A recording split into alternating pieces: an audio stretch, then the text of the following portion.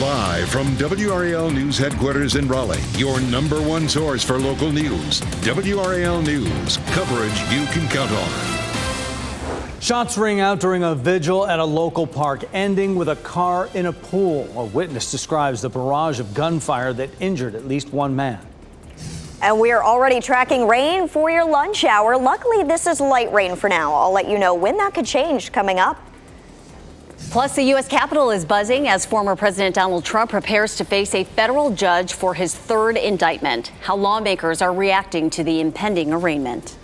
We're getting new information about a chaotic scene last night at what was supposed to be a peaceful balloon release for a shooting victim. Good afternoon to you. I'm Jeff Hogan. And I'm Renee Chu. Thanks for joining us. That balloon release ended in gunfire with one person shot and a car in a recreation center swimming pool. This all played out just after 8 last night at Seabrook Park on Slater Avenue. WRAL Fayetteville reporter Gilbert Bays is live after speaking with the father of the man who was murdered over the weekend. And Gilbert, that's why people were gathered at the park for a balloon release to honor that murder victim. That's exactly right, Renee. I tell you, it is hard to imagine what happened out here with the crowd and those gunshots ringing out. The balloon release was happening at this basketball court here. It was actually renovated by rapper J. Cole several years ago. But the video we want to show you is the car here, if we can show you, that ended up in the swimming pool over here. We have the actual video from the vehicle being in the car in the swimming pool last night. This is the Seabrook Park Recreation swimming pool. It's, as I mentioned, right next to the basketball court, where dozens were gathered last night for the balloon release in memory of Lorenzo McLaughlin Jr. He's a 22-year-old who was shot and killed Saturday morning on Stanberry Street and Primrose Drive. Now, the 22-year-old Devontae McClain and his brother, 18-year-old Adrian, charged with the McLaughlin's murder. I spoke with McLaughlin's father this morning, and he and his wife were out here last night during the balloon release, and this is how he described what happened. Right after they did the balloon release, we were all standing out there, everybody talking. And then next thing you know, some guy starts waving a gun, and then he pulls out, jumps into some car, and they start shooting at the crowd. Now, McLaughlin believes that the car that ended up in the swimming pool is actually the car that individual man jumped into. He also believes the person that was shot was the person who put out the gun and started shooting at the crowd. Now, you can see out here there are a number of cameras out here right next to the basketball area. So Fayetteville police probably have a lot of footage about what happened out here. And I'm sure they're combing through that right now to see what happened. We are working to confirm if what the father said about the car being in the pool and also the individual who was shot being the man who started all the shooting. We're working to confirm those allegations as fact. We don't have that yet, Renee. We're also trying to see what the condition of the man who was taken to the hospital is right now. Last word we got, he was in critical condition. But again, scary moments for a lot of folks who are out here. What was supposed to be a peaceful balloon release. Yeah, scary and just unbelievable violence at a vigil to remember a victim of violence. Gilbert, thank you. Might be a good idea to keep an umbrella handy today and tomorrow. Rain has already arrived for some of us, and the chance will continue into tomorrow. Meteorologist Kat Campbell joins us in the WRAL Severe Weather Center with a check of the dual Doppler 5000 radar this lunch hour. Kat? And we're already seeing some rain. Luckily, it's light rain, so it's going to be fairly low impact, but we've got the rain already in Chapel Hill. It's closing in on Durham at this hour, raining in Roxborough up into Oxford, seeing some of those showers, Carr Lake as well. We haven't seen the rain yet around Raleigh. We are going to watch this rain gradually push east, but I expect that our western counties will see a lot more rain today than our eastern counties. Still, with how light this rain is, it's really just not going to add up to much in your rain gauge. It's going to be some spotty showers on and off throughout the day, and you can see the rain just starting to reach Durham at this hour. If we take a look at futurecast, those showers try to push east, but may fall apart to some degree as they do so. That's why I think our western counties really have the best chance of rain today. That's where the bulk of the lift in the atmosphere is to generate some of those showers. By 5 o'clock, you'll have a chance for some light rain during the commute. Although it looks like a lot of rain, it's going to be light, so I wouldn't expect a major impact to your evening commute, but you may need the windshield wipers on with some of these spotty showers moving through. We're not expecting thunderstorms today, but we could see some thunderstorms by tomorrow. Our best chance for rain tomorrow, actually during the morning commute and the first half of the day. We're not going to see as much on the radar during the afternoon, but what we do see could come in the form of thunderstorms tomorrow. That's going to be the big difference. Otherwise, it stays cloudy and cool tomorrow. Just 79 degrees the high. We're running more than 10 degrees below normal for temperatures tomorrow, but temperatures will be rebounding this weekend. I'll have a closer look at your weekend and hour-by-hour timeline for rain on Futurecast tomorrow coming up.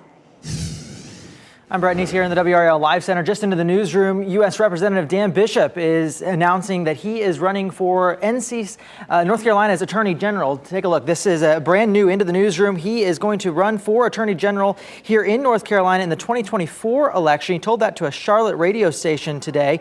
He's poised to face former state legislator Tom Murray in the GOP primary. Democrat Josh Stein, he currently holds the position right now. He's not seeking re-election because Stein is running for governor. This is brand new here into the newsroom. We'll continue to follow this as more updates come in. Back to you. Brett, thanks. In just a few hours, former President Donald Trump is scheduled to be arraigned on 4 federal charges related to his efforts to overturn the 2020 election. Trump now claims the case is all about politics for his upcoming presidential run. Drew Petremol shows us how the indictment is affecting voters and members of Trump's own party. Barriers surround a courthouse in Washington, D.C., where former President Trump is set to be arraigned today in front of a federal judge. He's facing 4 felony counts for what prosecutors say were Trump's efforts to remain in power even after he lost the 2020 election to Joe Biden. Despite Trump's claims that the prosecution is a political hit, his former Vice President Mike Pence says Trump did pressure him to overturn the election. And on that day, President Trump asked me to put him over the Constitution, but I chose the Constitution. And I always will. After Pence refused, prosecutors say Trump used an angry mob assembled at the Capitol on January 6 to pressure Pence more directly.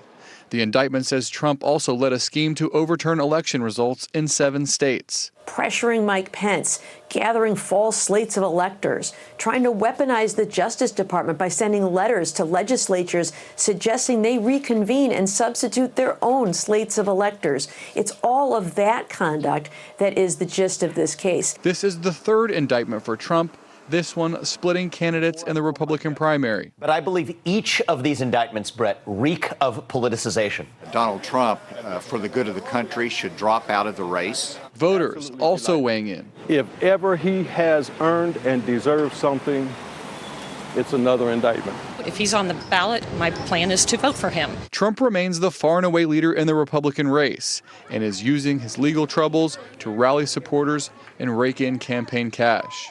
The federal judge presiding over this case is Tanya Chutkan. She is an Obama appointee known for handing out tough prison sentences to people involved in the January 6 riot. Drew Petremol, NBC News, Washington. And right now, this is a live look at the federal courthouse in D.C. where that arraignment will take place. It is set for 4 this afternoon. WRAL TV will carry that arraignment live. You can get updates online at WRAL.com or on our WRAL News app. You'll need an acceptable form of identification in order to vote this fall. Your driver's license, military ID, and many student and government IDs will fit the bill. And registered voters can now go to your county headquarters for a free ID. It will include your photo, name, and a registration number, and often can be issued on the spot. Appointments are not needed. County boards can issue these cards up until the last day of early voting. To see if you need one of these cards, please go to WRAL.com and search ID for the list of acceptable identifications. A new state law will make it harder for violent offenders to get bailed out of jail before their trials. The law goes into effect October 1st. It'll require them to meet a 2-day holding period before bonding out, and final decisions for release will go before a judge. Some say this will slow down the justice process and clog up local jails. Others argue it'll keep more repeat offenders in jail and off the streets. Newly released documents show the boyfriend of a missing Moore County woman had a domestic violence protective order taken out against him 2 months ago. Police and family members say Alicia Watts had been dating James Dunmore for a year. The Durham woman who took out the order of protection claimed Dunmore repeatedly punched and choked her. Dunmore has previous convictions in the state of Virginia for assault, battery, and kidnapping in the early 2000s. He is considered a person of interest in Watts' disappearance. We're learning more about a shooting that left a man dead at a home in Fuquay Varina. Court documents reveal the suspect and the victim knew each other. This was the scene on Fieldcrest Lane. Investigators say 63-year-old Jeffrey Hoffman shot and killed Robert Barton Wednesday morning. Hoffman is charged with murder. According to first responders' radio traffic, this was a situation involving a tenant and a landlord. In June, Hoffman and Barton were in court, and documents show Barton was accused of failing to pay rent of $500. That case was dismissed. It's quite a sad situation happening at the Wake County Animal Center. These pets need your help. For the first time in 7 years, the shelter says it will begin euthanizing pets from the adoption floor due to lack of space. Just in the last week, the shelter received more than 200 surrendered cats and dogs. Employees say there's just no space left. 72 pets are already living with foster families. Right now, there are more than 100 dogs and nearly as many cats in desperate need of homes. This demonstrates why the Clear the Shelters campaign is so important. This is day 3 of our month-long effort. Each day, WRAL will highlight a participating shelter in our area. Today's shelter spotlight is the Orange County Animal Services. To help get the shelters cleared, they are offering reduced adoption fees. Adoptions for cats and dogs over months old, so many months old, are just $25. Kittens and puppies are nearly half price at $60 and $80, and you can get all the information on Orange County Animal Services website. Keep in mind there are so many other ways that you can help if adoption is not in your wheelhouse right now, it's not suitable. Find your shelter, find our shelter wish list, including items they need and volunteer opportunities by going to WRAL.com/shelters. You can get information tonight about how to talk to young people about mental health and substance abuse. The State Department of Health and Human Services is hosting a town hall event on the topic from 6 to 7 tonight. It will stream live on the department's Facebook page. State data shows more than 41,000 people between the ages of 12 and 17 have been through a substance abuse disorder in the past year. Next at noon, escape from a concrete dungeon, how a woman got away from a kidnapper, and what's next for the man accused of holding her captive.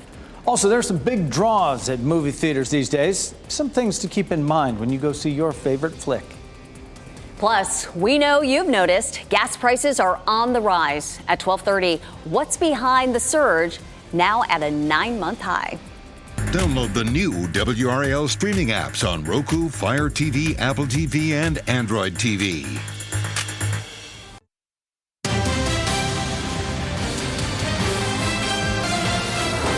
This morning, federal authorities are investigating an Oregon man who they say kidnapped a woman while posing as a police officer and then held her captive in a makeshift cell at his home. Incredibly, she managed to escape and alert police, who eventually tracked him down. Aaron McLaughlin shares details of this troubling story. This morning, the FBI making a nationwide appeal for help, identifying any potential victims of this man, 29-year-old suspect Negasi Zuberi. The disturbing evidence uncovered to date points to an individual's ongoing and escalating pattern of violence targeting women. On Wednesday, authorities released these chilling photos of a makeshift cell they say Zuberi used to shackle a woman he allegedly kidnapped and sexually assaulted. Authorities say Zuberi's alleged victim escaped hours after being locked in the cinder block cell by punching her way through this metal screen door, leaving her hands bloodied. Then she ran out into public, flagged down the first vehicle she could find. She knew something bad was going to happen to her. According to the criminal complaint, Zuberi kidnapped the woman in mid-July after hiring her as a prostitute in Seattle. The court documents say he claimed to be an undercover police officer, even showing her a badge and placing her in handcuffs and leg irons before driving her 450 miles to his residence in Klamath Falls, Oregon. That's where the FBI says it recovered a series of chilling notes, including one called Operation Takeover that had bullet points including leave phone at home and make sure they don't have a bunch of people in their life. You don't want any type of investigation. A day after the kidnapping and the victim's escape, Zuberi was arrested in Reno, Nevada. The investigation now spanning at least 12 states, where authorities say Zuberi has previously lived using different aliases. I want to thank the brave women who fought for their lives. Now it is our turn to take their burden and fight for them. As Aaron McLaughlin reporting, and authorities have not said how they linked Zuberi to the other cases. Grammy Award-winning star Lizzo says she is hurt by a lawsuit filed against her. On Instagram, she called the allegations false, unbelievable, and outrageous. 3 former dancers claimed they were subjected to a hostile work environment and harassment while they were on her dance team. One of the plaintiffs says she was encouraged by Lizzo to touch the new performers at an Amsterdam club while on tour. Another said Lizzo expressed concerns about the dancers' weight gain. The singer added there is nothing she takes more seriously than the respect women deserve in the world. A pharmaceutical company is recalling a birth control pill because it might not work. Lupin is recalling 2 batches of Titami. The company says tests showed the pills had decreased levels of vitamin C, an inactive ingredient, and high levels of a known impurity, and that combination could reduce its effectiveness in preventing pregnancy. Recall batches were distributed between June 3rd, 2022 and May 31st of this year and have expiration dates of January or September 2024. The company says if you have the recalled pills, keep taking them, but talk to your doctor about an alternative. Some of the biggest names in Hollywood are doing what they can to help fellow actors during their ongoing labor strike. George Clooney, Meryl Streep, Ben Affleck, Dwayne "The Rock" Johnson, and many more have each donated to the Screen Actors Guild Foundation and now totals more than $15 million. Now, this comes as the SAG strike enters its 3rd week. So far, there does not appear to be any progress towards a new deal with the Alliance of Motion Picture and Television Producers. They did, however, ask to meet with the Writers Guild of America, who have been on strike since May. Lionel Messi's electric start to his playing time in the U.S. is showing no signs of slowing down. This is one of 2 amazing goals Messi scored last night as he led Inter Miami to a 3-1 win over Orlando City. Messi has scored 5 goals in his first 3 matches for Miami. FC Dallas will have the next chance to stop him in a matchup on Sunday. Good luck. A quick reminder, the NFL preseason kicks off tonight on WRAL. The New York Jets will take on the Cleveland Browns in Canton, Ohio in the Hall of Fame game. You can watch all the action starting at 7 p.m.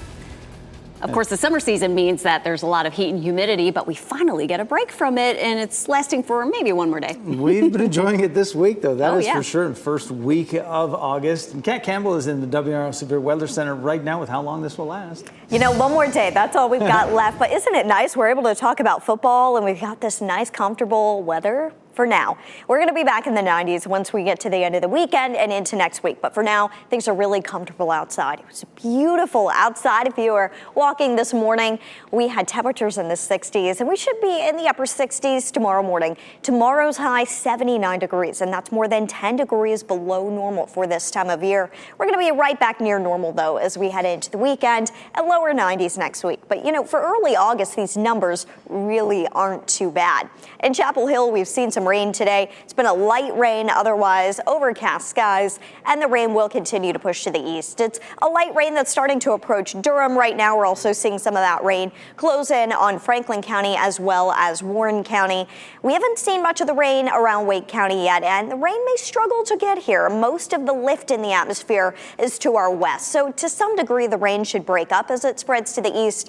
It's just going to be spotty showers today, so it's a low impact rain. There's a chance of spotty showers through the afternoon and evening, but I don't think that it's the kind of rain that's really going to have a big impact on your day or even your drive home from work. Just some light spotty showers possible. And then as we get into the late night hours, we'll leave in a slight chance, but we do see rain chances increase overnight into tomorrow morning. So tomorrow morning, there is about a 60% chance for rain during the morning commute. I think the best chance would be in the southern half of our viewing area.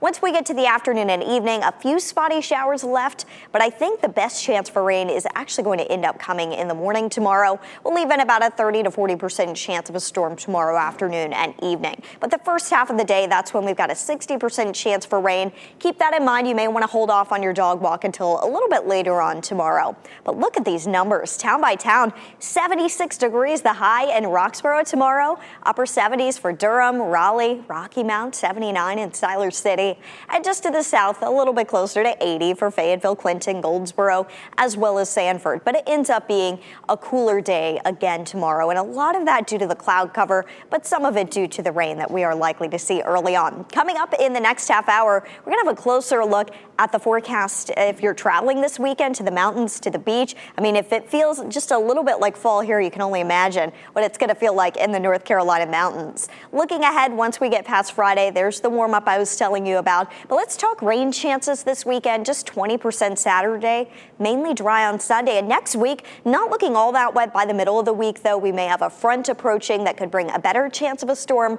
Otherwise, pretty seasonal weather in store. Not a bad start to August, certainly. You know, we had a cooler month for June, a hotter month for July. They kind of evened each other out. So far, we're running pretty close to normal for the summer months. We knew the 90s would come back, but we'll enjoy the 80s right now. Tens of thousands of tax returns not yet completed by the state. Coming up tonight at 5 on Your Side shares the resources you can use to get your refund faster. Then at 6, a quadriplegic man fell out of a bed at a local rehab facility and died. WRAL investigates. Here's from his father, who's questioning that center's story. And still ahead this noon, inflation is eroding the confidence Americans have in their retirement savings, the amount some think they'll need to make it through the golden years. Also, Bud Light is hemorrhaging profits in the wake of the controversy surrounding a social media influencer. The skyrocketing losses caused by the PR crisis.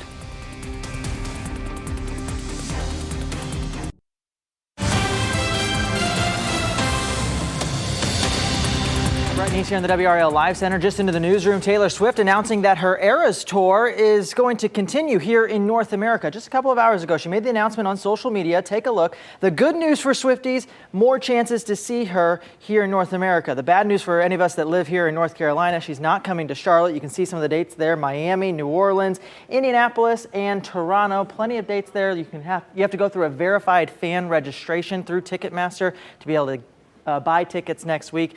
Renee, I'm registered for a couple of those Miami shows. Road trip to Miami, I guess. Brett, thanks. Taylor Swift thanks the crew of her tour with a surprise bonus. And the IRS ramps up its technology to cut down on paper. Those are among today's business headlines with Maribel Aber. The IRS is launching the next phase of its efforts to eliminate paper. The agency still receives 76 million paper tax returns every year. Add to that another 125 million pieces of paper a year, such as various notices and forms from taxpayers. Starting next tax season, the IRS will offer digital correspondence as it tries to eliminate as many as 200 million pieces of paper a year. Cutting down on paper should speed up how fast you get your refund and help the agency become more efficient overall.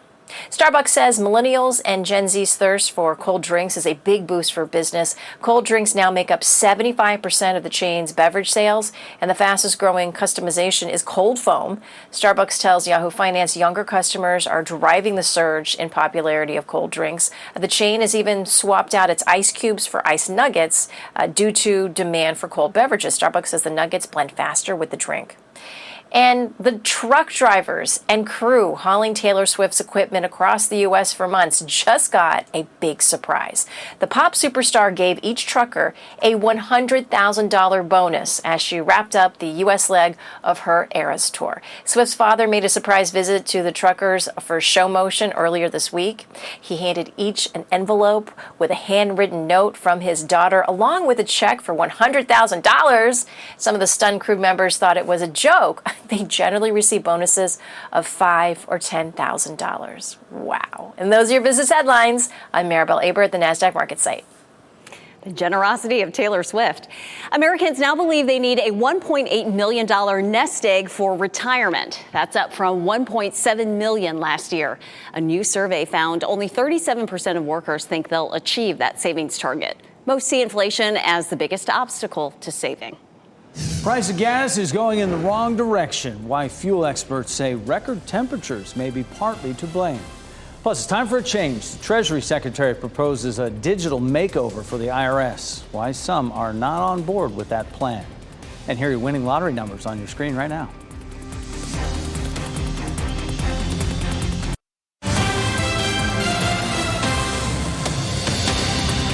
here in the WRAL Live Center following breaking news out of Carborough, where police are investigating a homicide that they say happened at Town Commons. This is the Google Street view of that area off of Main Street in Carborough. This all happened around 9 o'clock last night. According to Carborough police, they say a man was stabbed multiple times. He was taken to the hospital, and that's where he later died, at UNC Hospital. Right now, the identity of that victim is being withheld while they notify the next of kin. They are looking, this is an isolated incident, according to Carborough police. This is brand new information into the police department. We're working to find out if they have any suspects in mind at this time. As soon as we get an update, we'll pass it along. Thanks, Brett. Gas prices in the U.S. are going back up, with the average now for a regular gallon of fuel is at its highest it's been in 9 months. The summer's record temperatures could be partly to blame for production issues. NBC's Sam Brock has details from South Florida. This is not the kind of trend Americans wanted to welcome back into their lives. Gas prices rising once again. You might be wondering, what's going on here? It's the middle of summer. A lot of families are taking vacations and road trips, and you might think, well, that's obviously driving up demand. No, if anything, demand has dipped. The reason that we've seen gas prices increase more than a quarter over just the last month largely is because of record-breaking temperatures and what they mean for oil refineries. Those refineries are located largely throughout the South in states like Texas and Louisiana, and they're designed ideally to function up to 95 degrees Fahrenheit. But with this heat wave that we've been talking so much about, we are way above that threshold on some days. That has affected production from the refineries, and there's been a trickle-down effect. In terms of what's going on nationally, the snapshot, $3.82 a gallon. A week ago, that was $3.71. A month ago, that was $3.53. So a dramatic difference.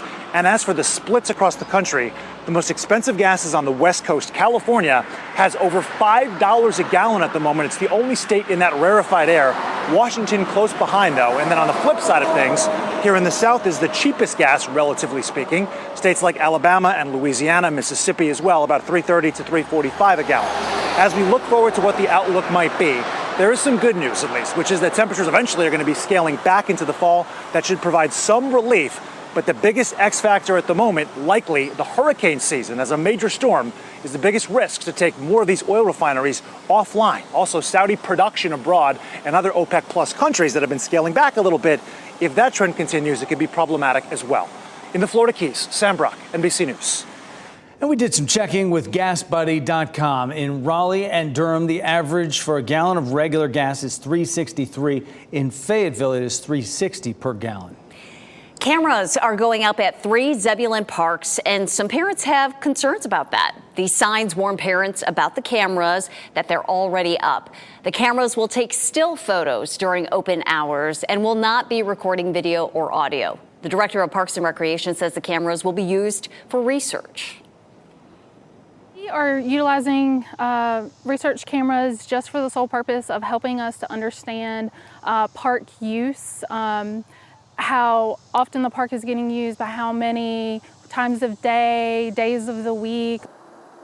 Town Commissioner Shannon Baxter says she wishes there had been more communication earlier to address parents' concerns. However, she's looking forward to how the data could improve the parks in the future. Our county-by-county coverage takes us to Cumberland, Wayne, and Johnston counties. Happening now in Cumberland County, Emergency Services is holding a training simulation at Westover High School.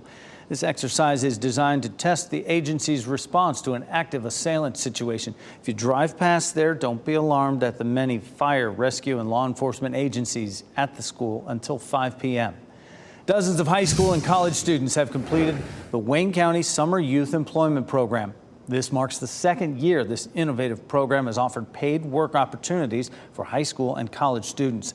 The county partnered with Wayne Community College to train interns once a week on skills like how to interview, write a resume, speak in public, and budget their personal finances. The Johnston County Library is looking a little more colorful today after our Chalk the Block with Kindness event. Look at this. Kids left colorful messages for visitors entering the children's department. Each family was assigned a block of sidewalk to decorate. The only stipulation was to encourage kindness. Get ready for the biggest changes in America's tax filing system in decades. Treasury Secretary Janet Yellen announced a new program that will transition to fully paperless processing of all tax returns by 2025. Edward Lawrence reports not everyone is on board with this upgrade. The IRS wants to make it easier for you to file your taxes by embracing a digital future. A new plan called paperless processing was announced by Treasury Secretary Janet Yellen on Wednesday. It calls for the agency to allow taxpayers to directly submit documents and correspondence digitally by 2024. And by 2025, all paper returns, documents, and letters to the IRS will be digitized. It will enable taxpayers to see their documents, securely access their data, and save time and money. If all goes well, the IRS estimates 94% of taxpayers will never have to send another piece of mail to the agency. It's part of a broader push to improve technology as a way of boosting customer service and winning over a skeptical public. We are in the process of transforming the IRS into a digital-first agency. This paperless processing initiative is the key that unlocks other customer service improvements. But some Republicans on Capitol Hill are vowing to cut funding for these initiatives, saying they'll be used to target low-income taxpayers with more audits. Yellen pushing back on those claims, saying she's going after the big fish. The focus of our enforcement efforts is on peeling back the structures of large corporations, complex partnerships, and other high-income and high-wealth taxpayers to make sure they are paying their full bill. That was Edward Lawrence reporting. The IRS says it's working on a plan to allow taxpayers to file directly with the agency without going through a tax professional. Now's the time to start getting your kids back into a routine for school. The best way to help them transition for a strong start to the new school year. And why more and more employers are dropping two popular weight loss drugs from their insurance coverage.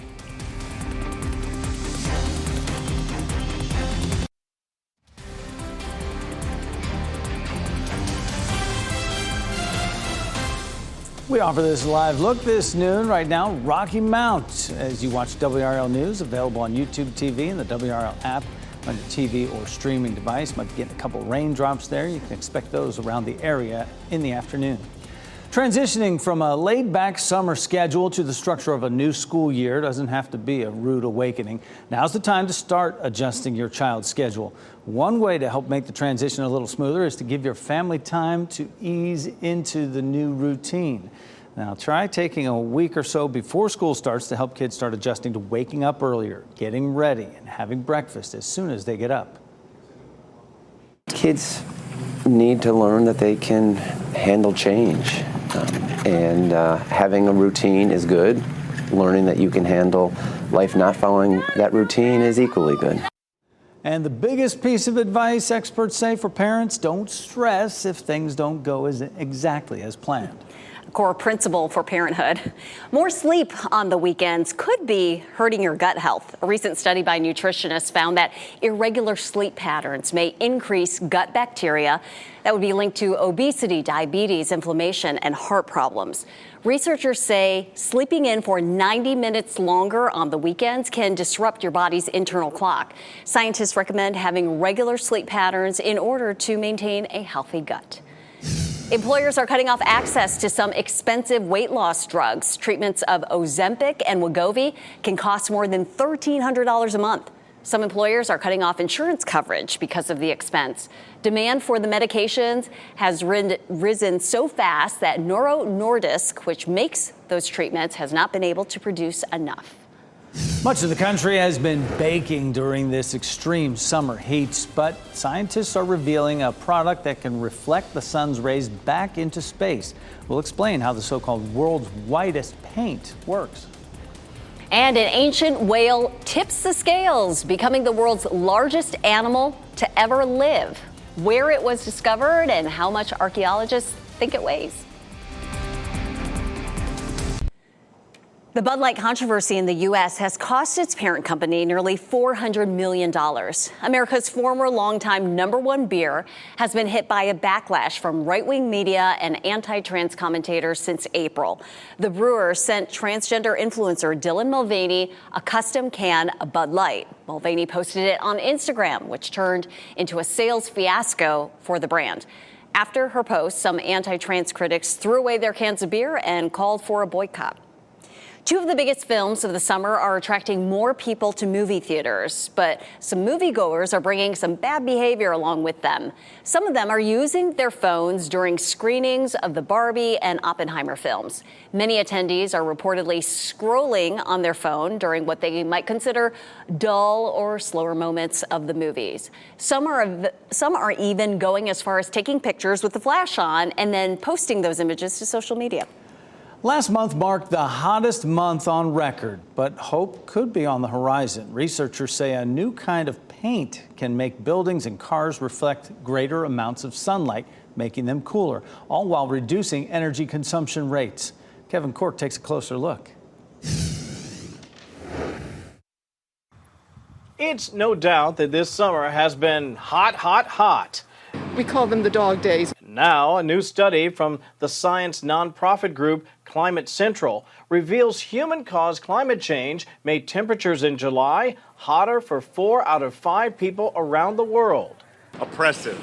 But scientists at Purdue University say they have a solution to help keep you cooler, revealing what's being called the world's whitest paint that can reflect massive amounts of sun rays right back into space.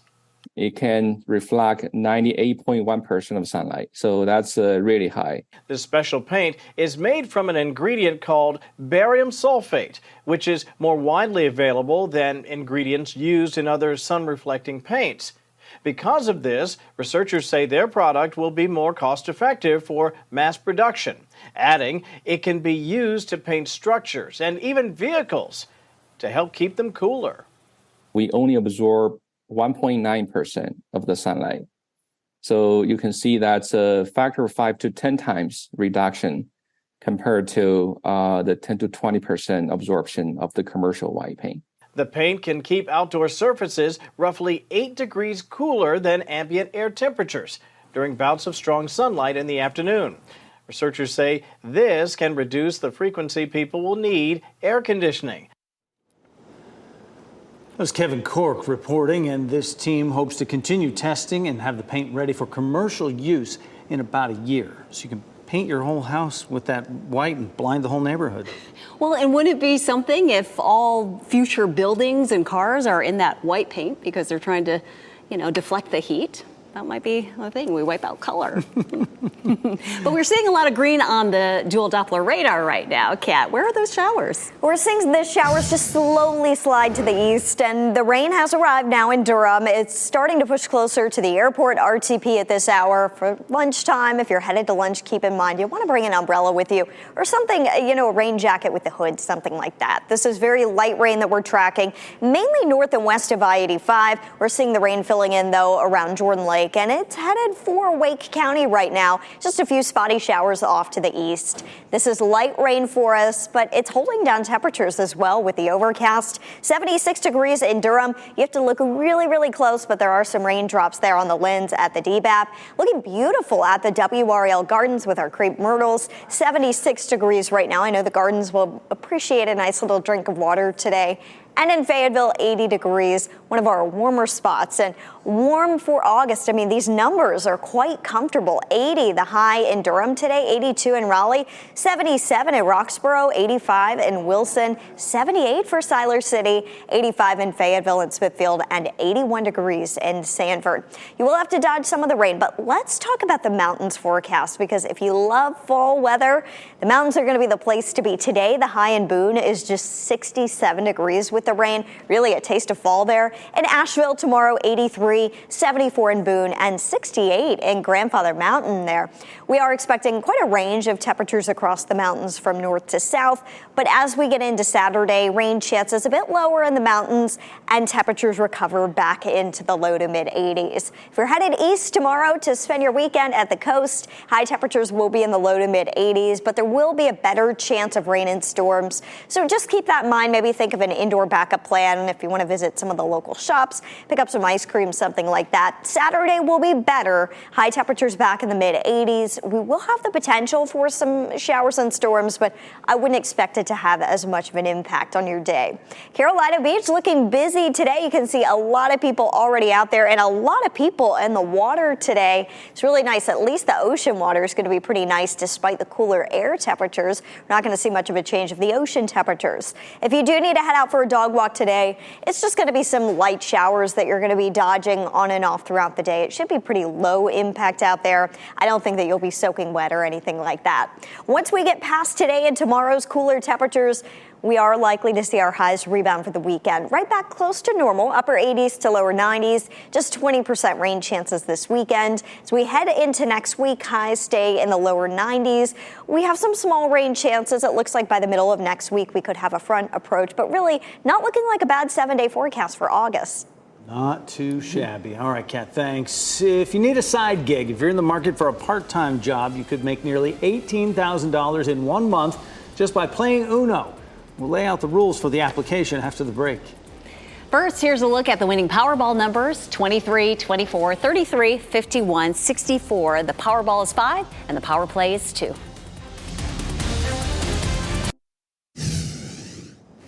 We wrap things up with a look at a few of the headlines we're following for you today. A memorial balloon release in Fayetteville ended in gunfire with one person shot and a car in a swimming pool.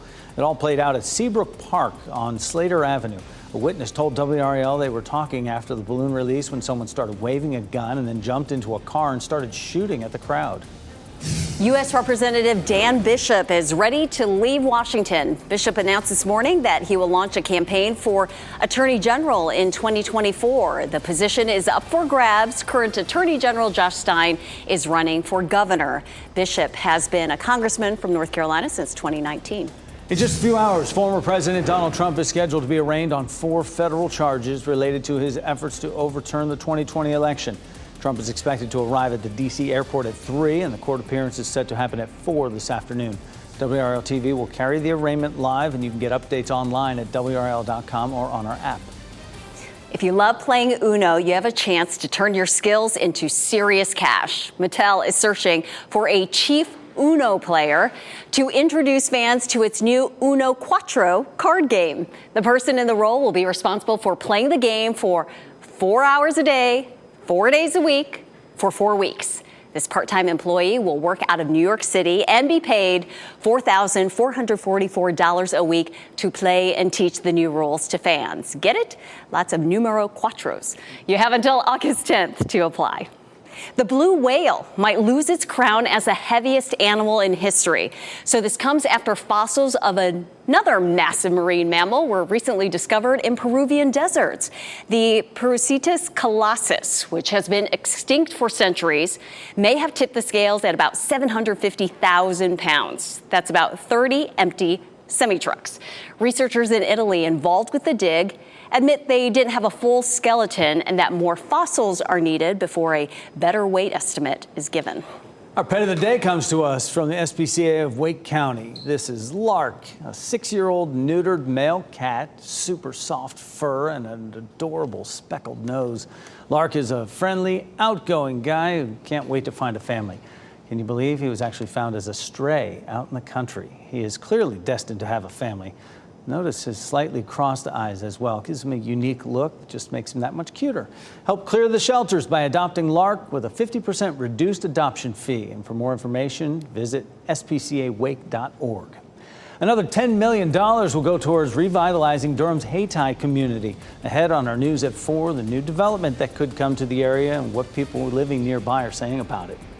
NBC News Daily is next on WRAL, your next local news update in 30 minutes, and you can get breaking news updates anytime with our WRAL News app.